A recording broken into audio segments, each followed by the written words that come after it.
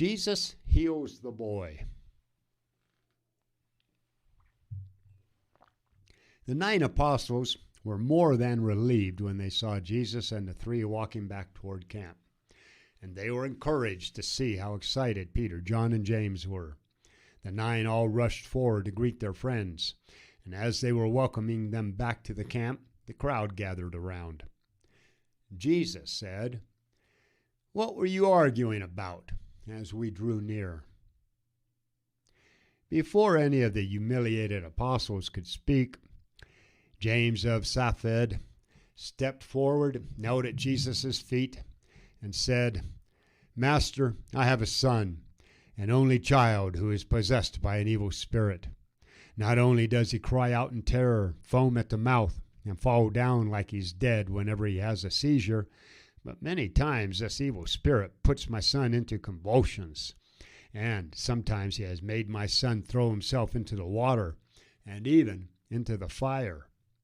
With much grinding of teeth, and as the result of many bruises, my child is wasting away.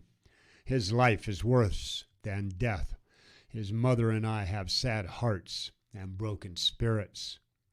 About noon yesterday, when I was looking for you, I caught up with your disciples, and while we were waiting for your return, your apostles tried to cast out this demon, but they could not do it. Now, Master, will you do this for us?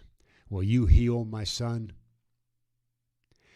After Jesus listened to James, he reached down and touched him, motioning him to stand as he gave his apostles a searching look. Then, to everyone present, Jesus said, "O faithless and headstrong generation, how long will I tolerate you? How long will I be with you? How long before you learn that the works of faith do not come when asked from someone with a doubting unbelief?" Then pointing to the bewildered father, Jesus said, "Bring me your son." When the father had fetched his son, Jesus asked, "How long has this boy been sick like this?" James of Saphed replied, "Since he was a young child, just as the boy had another violent seizure, falling in front of them, gnashing his teeth and foaming at the mouth. After a few moments, the convulsions stopped, and the lad looked like he was dead. James went to his knees again in front of Jesus and said, "If you can cure him, I beg you to have compassion on us and rid us of this sickness." Jesus looked down into the father's anxious face and said, "Do not question my Father's power of love, only the sincerity and reach of your faith. All things are possible to him who believes."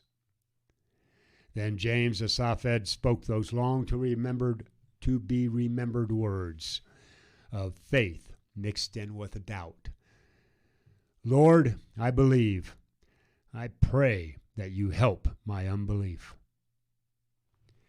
Jesus took the boy's hand and said, "I will do this according to my Father's will and in honor of living faith. My son, get up. Come out of him, disobedient spirit, and do not go back into him."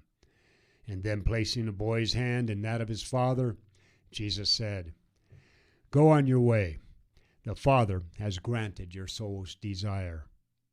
All who were present, even Jesus' enemies, were astonished at what they saw.